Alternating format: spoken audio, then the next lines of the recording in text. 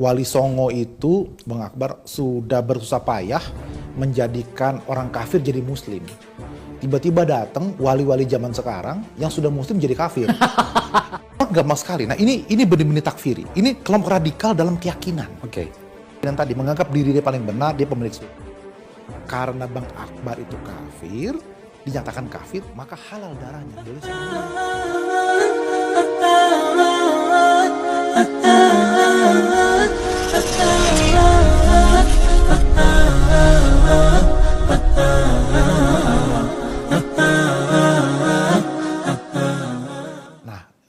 ada menteri yang mengatakan itu, ya. Misalnya gitu. Menteri sebelumnya. Ya, sebelumnya, misalnya gitu kan. Misalnya. Nah, akhirnya menjadi persoalan. Nah, saya satu mencoba memberikan penjelasan bahwa yang disebut radikal itu ada tiga. Yang pertama itu adalah kelompok takfiri, yaitu orang yang gemar mengkafirkan orang lain. Ya.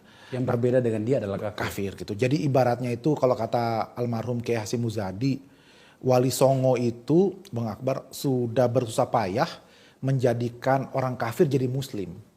Tiba-tiba datang wali-wali zaman sekarang yang sudah muslim jadi kafir. Balik lagi gitu kan. Misalnya gitu. Nah ini kembali ke titik nol itu. Kembali ke titik nol gitu. Padahal yang Wali Songo udah capek-capek dulu mengislamkan kita. Kita sekarang udah Islam dikafirkan lagi gitu. Atau diskusi dikit di medsos ditanya, apakah Anda muslim? Begitu kan, sehingga sempat muncul di medsos kemarin itu kan, apakah Anda muslim? Kemudian kita tanya balik, apakah Anda petugas sensus gitu kan, misalnya gitu. Nah jadi orang gampang sekali. Nah ini benar-benar takfiri, ini kelompok radikal dalam keyakinan. Oke. Dia mungkin penampilannya tidak radikal gitu, tapi dia radikal dalam keyakinan tadi, menganggap diri dia paling benar, dia pemilik surga.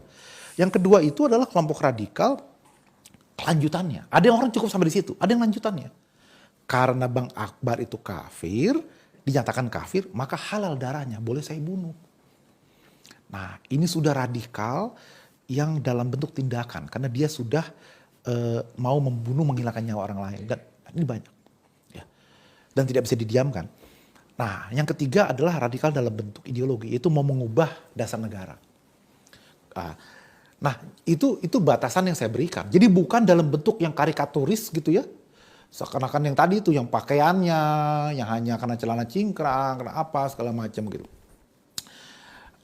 Dengan batasan seperti itu, maka jadi jelas. Nah problemnya adalah, pemerintah ketika menangani kelompok radikal itu, menganggap ini bukan pertarungan ideologi, tapi pertarungan politik.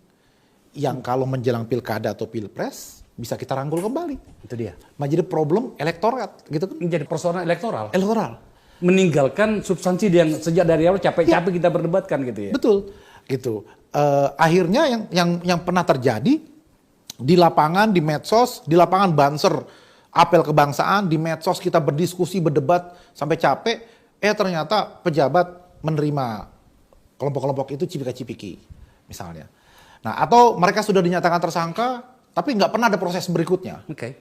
Misalnya di belakang layar diselesaikan, di apa segala macam gitu. Atau ternyata Kodam atau Polda mana ternyata mengundang mereka para penceramah itu. Oke. Misalnya gitu. Nah, bukan hanya sekedar merangkul, tapi malah menyediakan panggung-panggung untuk mereka gitu. Nah, ini saya kira jadi problem karena pendekatan politik tadi itu. Nah, jadi negara kelihatan menjadi ragu. Salah satu faktornya adalah faktor elektoral tadi. Elektoral. Iya. Atau misalnya di tingkat nasional mereka bisa bersikap tegas, di tingkat daerah mereka koalisi. Karena di daerah tertentu tidak bisa memenangkan pilkada kalau tidak berkoalisi dengan kelompok perusahaan. Nah, ini jadi problem kita akhirnya. Sudah politik, problem elektoral, dan di sebagian pihak ini juga dianggap sebuah proyek. Begitu kan, proyek deradikalisasi itu besar Bang, gitu. Nah ini jadi panjang urusannya gitu. Nah kemudian juga ada apa yang disebut sebagai kalkulasi gitu ya. Kalkulasi untuk jualan emosi umat.